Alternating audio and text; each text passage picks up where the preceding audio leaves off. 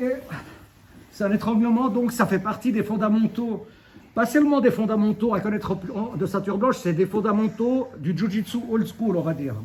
Donc basiquement, c'est quoi l'étranglement X? J'ai une main dans un col, la main dans l'autre. Vous voyez que mes bras, ils font comme un X, au fait. C'est pour ça que ça s'appelle étranglement X. Quand il expliquait donc dans son séminaire, il disait qu'aujourd'hui, le Jiu-Jitsu moderne, les gens ne respectent pas la main au col opposé. Cette main au col opposé, elle est ultra dangereuse. On va dire maintenant, par exemple, il y a l'étranglement X, mais je peux aussi commencer à attaquer des étranglements en loop, etc. Cette main opposée, elle est ultra dangereuse. Si je le tiens depuis ici, il n'y a pas vraiment de danger. Je commence à mettre ma main ici et je commence à le ramener vers moi. Il y a déjà danger d'étranglement de toute façon. Donc, c'est pour ça que quand vous êtes dans la garde de quelqu'un, vous voulez toujours, premièrement, vous redresser et casser le grip. Donc, ça, c'est hyper important. Vous ne pouvez pas être dans la garde de quelqu'un et le laisser avec la main dans le col et en plus de ça, casser votre posture. Là, vous êtes vraiment déjà hyper mal. Donc, juste l'idée en elle-même. Autre chose aussi, avant juste de passer dans l'étranglement X, celui qui est dans votre garde, à l'époque aussi, donc old school, on disait que quand vous êtes dans la garde, quand quelqu'un est dans votre garde, vous ne risquez pas grand-chose. Aujourd'hui, ça a un petit peu changé. Celui qui est dans la garde, s'il commence à se mettre ici, il peut commencer à vous faire des étranglements et ça peut être vraiment mauvais. Donc, basiquement, le seul conseil que je vais vous donner aujourd'hui, si vous jouez la garde, c'est ici, il faut imaginer un cadre transparent où il n'a pas le droit d'avoir ses mains dans ce cadre. Le cadre, c'est moi qui le contrôle. C'est-à-dire que ses mains, elles sont toujours à l'extérieur de mes mains. S'il commence à venir à l'intérieur, surtout au niveau de la... Vous ne voulez pas que ses mains arrivent vers votre cou, au fait. Donc s'il commence à s'approcher pour venir avec ses mains ici, je ne veux pas qu'il soit dans le cadre. C'est moi qui contrôle le cadre intérieur. Ici, je risque rien. Ici, je n'ai pas grand-chose comme... Ici, à ce moment-là, tout ce qu'il voudra faire, ça sera sortir pour passer ma garde. Donc vraiment, si vous jouez la garde, je vois beaucoup des mecs qui sont dans les gardes des autres et ils sont là, en fait. Ça ne devrait pas exister. Ou en tout cas, essayer d'éviter ça jusqu'à ce que ça n'existe plus. Ici, c'est dangereux pour moi. Et normalement, dans cette situation, on est neutre, mais c'est quand même moi qui est dominant. Depuis ici, j'ai plein d'attaques à faire. Lui, il doit sortir de la garde pour commencer à passer ma garde ou voire même attaquer une cheville ou quoi que ce soit. Donc juste l'idée en elle-même, c'est hyper important de comprendre ça, encore plus que la technique que je vais montrer aujourd'hui. Donc voilà, étranglement X. Le plus important, c'est déjà que ma main, elle ne vienne pas dans le col juste ici. Souvent, les gens, ils vont faire cet étranglement ou ils vont essayer de faire quoi que ce soit avec la main dans le col ici. Déjà, la main dans le col ici. Ici, déjà, je n'ai pas la même puissance que si je vais chercher la main et regardez comme je la glisse et je tourne mon poignet. Et puis, elle va vraiment derrière son cou. Ici, maintenant, tu sens la différence où j'ai vraiment un contrôle. Ici, si je suis ici, arrache mon grip. Donc voilà, là, il arrache mon grip. Je n'ai pas tenu trop fort, mais j'ai quand même tenu. Ici, maintenant, arrache mon grip. Vas-y, vas-y. Vous voyez la différence? Donc ça n'a absolument rien à voir. Ça semble de rien comme ça de l'extérieur, mais ça n'a absolument rien à voir. Depuis ici, je peux facilement casser sa posture. Et depuis ici, déjà, si je fais juste comme ça, il commence déjà à sentir la pression contre sa carotide. Donc basiquement, l'étranglement X, il y en a deux. Le premier, le basique, j'ai la main dans le col. La deuxième, donc 4 doigts à l'intérieur. La deuxième main, elle passe sous ce bras.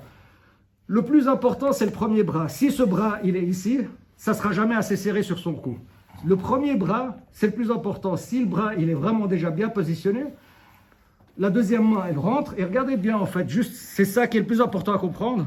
Pour rentrer ma deuxième main, je ne peux pas être là en face de lui. Pour rentrer ma deuxième main, je vais me décaler. Au fait, je vais casser ma posture et vraiment sortir ici. Regardez maintenant comme ma main, elle va rentrer comme un serpent. J'ai même pas serré, j'ai rien fait. C'est juste l'ajustage, au fait.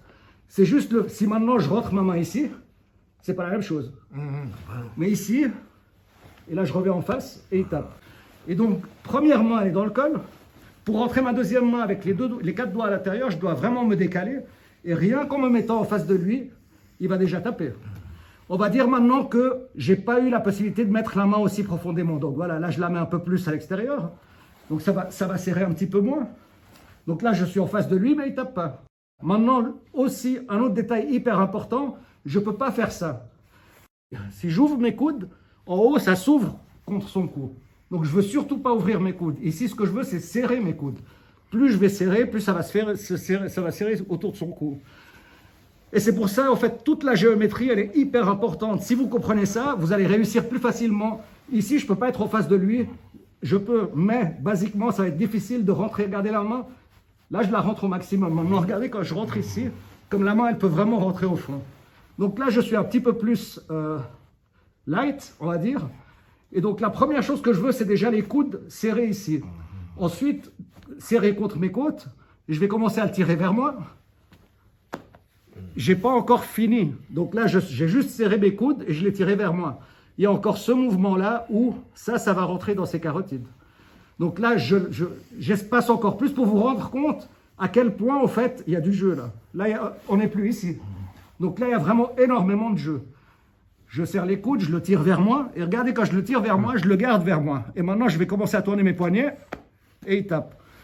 Cet étranglement-là, il a un pourcentage de chance bas de réussite. Pourquoi? Parce qu'au fait, il est facile à défendre. Maintenant, il sait que je vais rentrer ma main depuis là-dessous. Donc là, tu vois, là, naturellement, il va me bloquer. Il ne va pas me laisser aller chercher le col. Par contre, je peux venir de l'autre côté et depuis dessus. Donc, juste comprendre une chose, c'est que je suis là, il défend. Et là, regardez, au fait, j'ouvre la garde, je vais pousser avec mon pied et je vais pousser avec ma main son col. Donc là, je suis de nouveau de côté, mais totalement de l'autre côté. Et là, je pose mon avant-bras contre son cou. Et si je reviens juste en face de lui, ça tape. Et ici, ça sera beaucoup plus facile parce que ici, je n'ai pas besoin de rentrer une main dans un col. Il suffit juste que je pose mon avant-bras contre son cou. Et maintenant, naturellement, même lui voudra revenir en face de moi. Et on va dire qu'il s'étrangle lui-même. 2 par 2. Et puis, on va commencer à essayer ça. J'espère que c'était intéressant déjà de... S'il y a des questions, dites-moi avant qu'on commence. Vous voulez que je montre encore une fois ou je pense que c'était clair, hein? Ça joue? 2 par 2. C'est parti. Suivez-moi pour plus de contenu JJB.